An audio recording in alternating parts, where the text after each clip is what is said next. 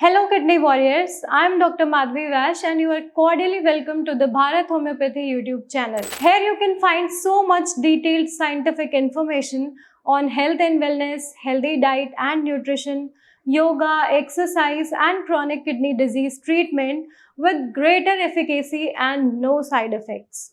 When it comes to chronic kidney ailments, then diet becomes an important aspect after medication. So, what food should you begin consuming from today onwards? Let us know. If you are struggling with kidney disorders like CKD, nephrotic syndrome, or kidney failure, it is crucial for you to look into your diet.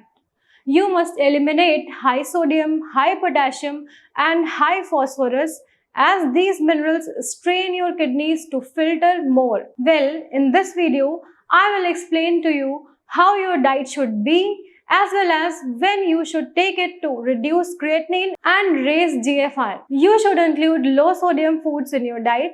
You should aim for 1500 to 2000 milligram of sodium per day as high sodium foods cause swelling, high blood pressure and fluid retention. You may include plain rice, whole wheat breads, apples, berries, pineapples, broccoli, sweet potatoes and low-fat or fat-free milk. Now, I move on to the next category of food you should include in your diet.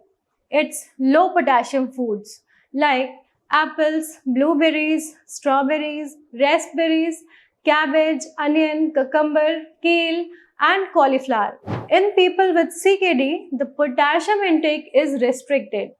You can limit your intake to 2 to 3 grams per day or even less in some cases, especially if they experience hyperkalemia. Now, the third food type category is low phosphorus foods. If you are struggling with CKD, you should limit your phosphorus intake as low as you can. It should be 800 to 1000 milligram per day. You can include low phosphorus foods like rice, barley, corn, apple, radish, carrot, peach, blueberries, etc. Now, let's discuss some beverages that may help you a lot with kidney disease. It's not soda. It's not beer or any alcoholic drink. It's a cup of herbal tea. Yes, herbal tea is a great option that helps reduce inflammation in the kidneys. Plus, turmeric drinks are also a great option for kidney patients. Curcumin has been found to reduce albuminuria. Some studies have suggested that consuming curcumin supplements increases the beneficial gut microbial flora that inhibits certain toxic activities. This can be beneficial for managing chronic kidney disease. But remember, people with hypertension should avoid consuming curcumin. Now let's come to the protein.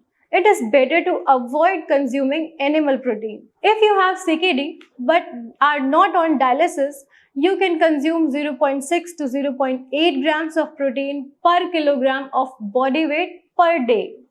If you are on dialysis, your protein intake should be 1 to 1.2 grams per kilogram of body weight per day. You can consume quinoa, yellow lentils, tofu, tempeh, kidney beans and chickpeas. Well, fluid management is also important in chronic kidney disease. In patients with CKD with dialysis, fluid retention is a common symptom. Too much causes swelling and strain. Too little can cause dehydration.